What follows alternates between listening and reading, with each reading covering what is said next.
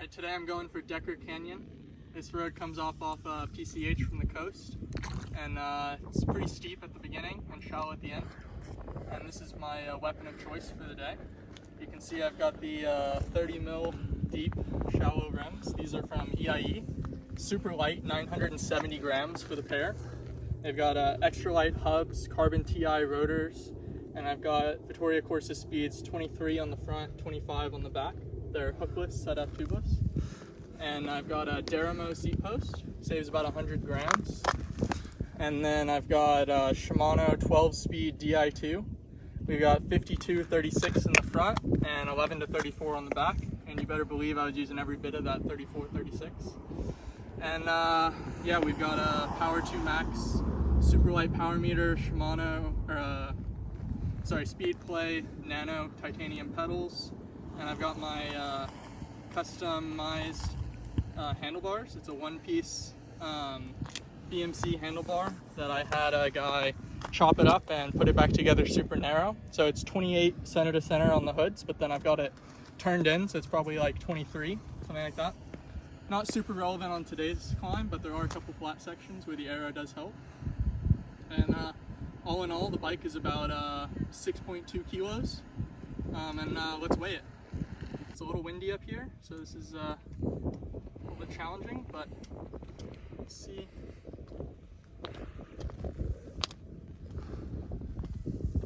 What's it reading? Around 2. Go.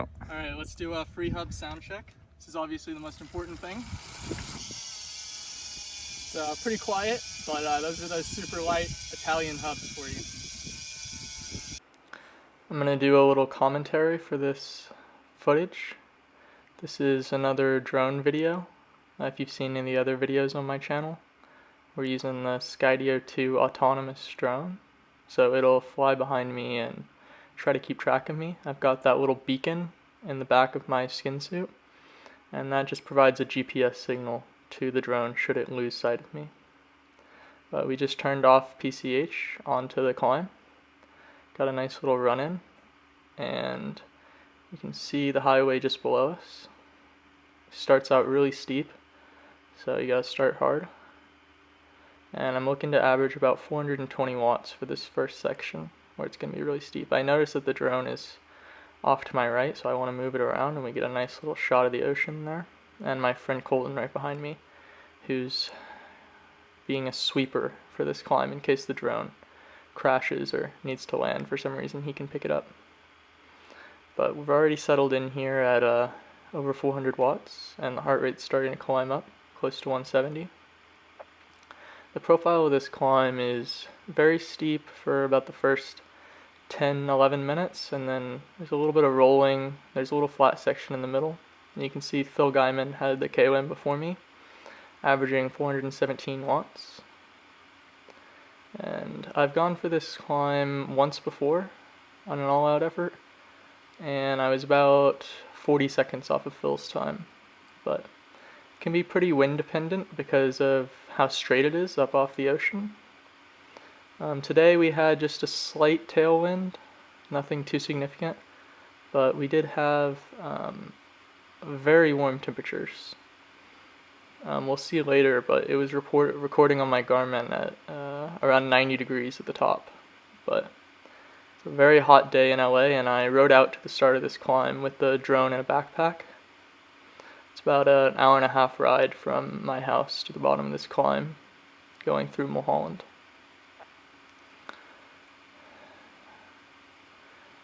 I knew that it was going to be really hot, so I tried to get an early start, but didn't get here quite as early as I would have liked. So it was definitely hot on the climb. And I'm already up to almost 180 beats per minute, which is extremely high for me. So I knew that I was fresh. I took the week before this pretty easy. I work during the weeks, so Monday through Friday I don't ride too much, just a couple indoor spins on the trainer. And I did a run on Wednesday with my friend Colton. We ran about 11 miles.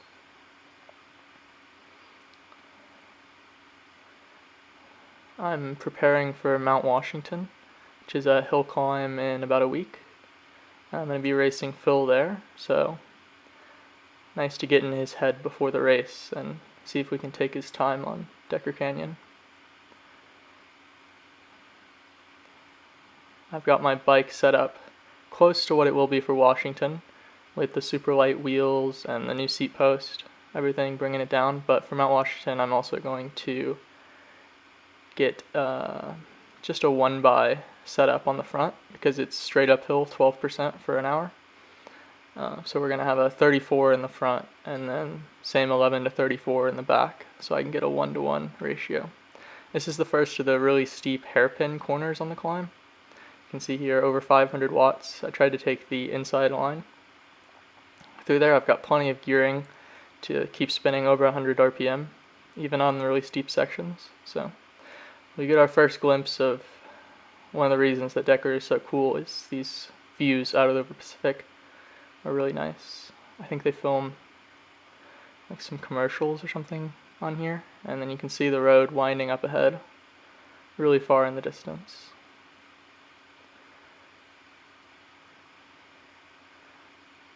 I had the Strava Live segment up on my Garmin, so I could see at this point that I was, I think, about 2-3 seconds up on Phil's time, but I knew that I had to stay right around close to him for this steep section and then hopefully get a little bit on the flat, because I'm not quite as light or as punchy as Phil.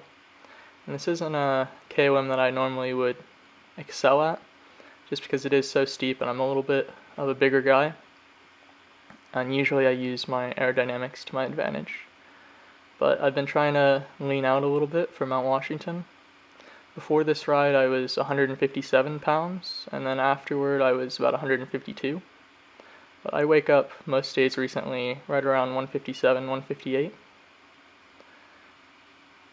I'd like to be a few pounds lighter for Mount Washington, but kind of running out of time for that now. And if I can't lose the weight off my body, at least I can lose some weight off of my bike, which is what I've been trying to do. I'd love to get the paint off of there and make some other modifications to get it down to close to 6 kilos riding around, but I'm still pretty happy with it as it is. I normally run super deep 65 mil wheels because they're going to be faster for anything below like 5%, 6%. But it is pretty fun to dork out on the weight weenie parts. I'm still wearing a Starlight Apparel skin suit though. This is my team skin suit that I wore at Redlands and Gila this year. And it's pretty fast. I'm pretty happy with it. And although it is extremely hot today, I think it's still worth wearing the long sleeve skin suit for the aero gains, because we do have one flat section and a couple little downhills. Speaking of Redlands and Gila, those were my main races this year back earlier in the spring. I got 4th at Redlands and took the amateur jersey, and then came 7th at Gila. Both races I was just a little bit down on fitness. I'm still coming back from breaking my hip just about a year ago in July of 2021. I broke it 120 miles into Belgian waffle ride. I just slipped out on some sand on the last descent and hit my hip on a rock in a very unfortunate way. But that was quite the event. I ended up having to get a 4-wheel buggy to come down the trail and pick me up. And then they had to stop the whole race to get that buggy down there. And then they brought me up to the top and put me in an ambulance. And that ambulance ride was one of the more painful things that I've experienced. But I got a big titanium rod put in my hip the next morning, and I've been trying to recover since then. It's been a long road back, but I'm starting to approach my fitness that I had last year before I broke it. So I've been running a lot, and I was even swimming shortly after the accident as physical therapy, and I ended up deciding to set myself a goal of doing some half Ironmans. I'm cutting the corner here just to save save every little tenth of a second, which we're going to see might end up mattering at the top. But yeah, I did a 70.3 Indian Wells back in December. Still wasn't really training very much at that point, just trying to get comfortable on the bike, and I think mentally I wasn't really in a space to train. I was just working a lot then and just sort of trying to find my groove after a pretty hard couple months after I broke it. But I enjoyed Indian Wells. It was a lot of fun. I did it okay, and then signed up for 70.3 in Hawaii that I did June this year, and I went with my friend Colton, and we came second and third overall, but he beat me by 13 minutes in the swim.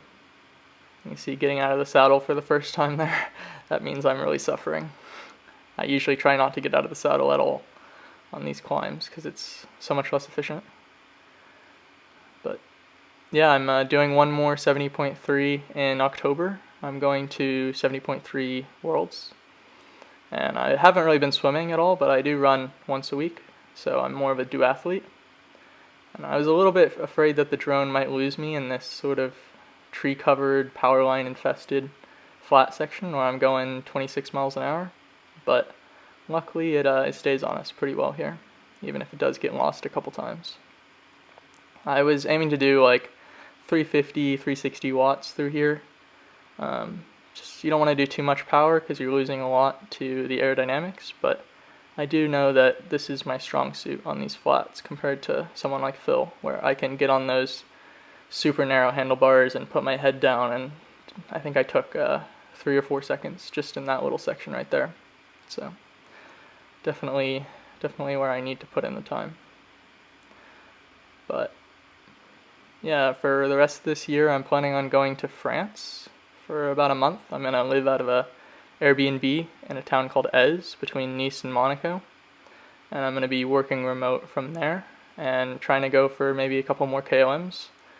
I don't think that I'm going to bring my drone, but I'm going to be trying to go for top 10 on Col de la Madone, and maybe even do a weekend trip to Alpe d'Huez and see if I can get in the top 10 there too. But those climbs are pretty competitive over there, so it'll be tough.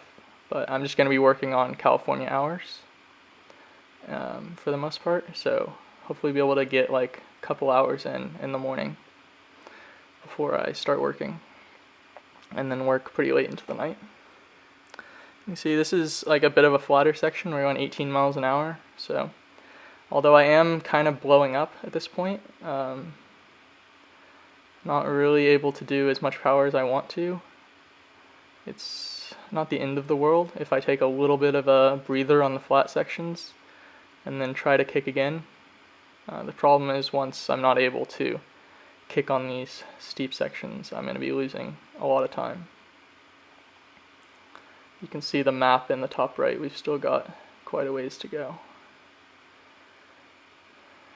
There's a few different segments that you can do up this climb. I know that Chris Froome did a video or something on the bottom section of Decker. Just the first like 3 minutes or so, and then Phil went and got that from him. But 3 minutes is a little short for me, so I was a lot more interested in trying to take this longer 16-minute effort.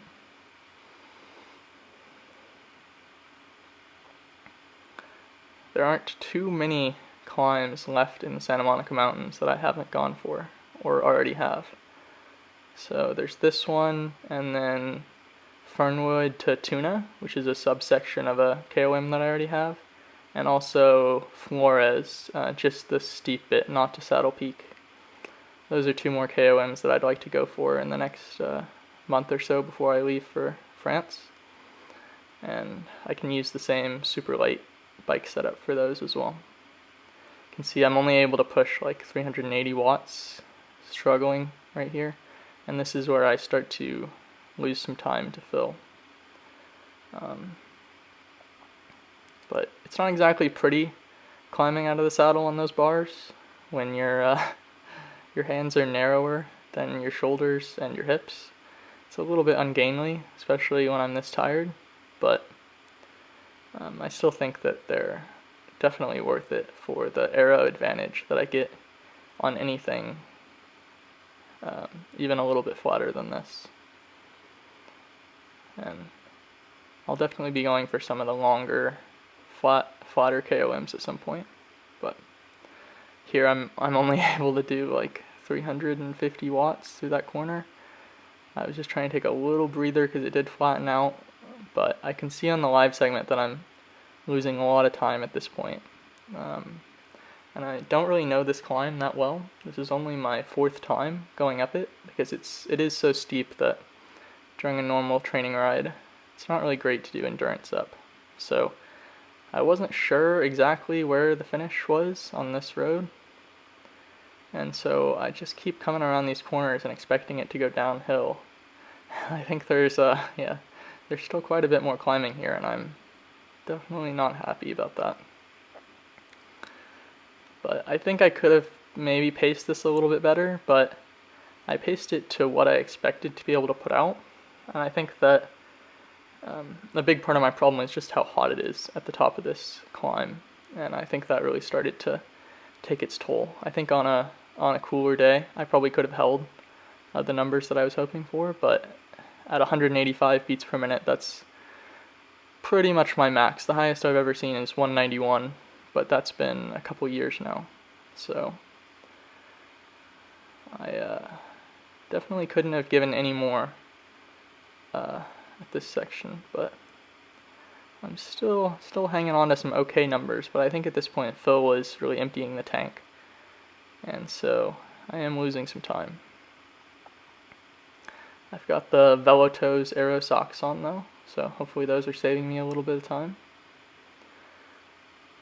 And you can see the crest right up there where we're finally gonna finish. My head's coming down.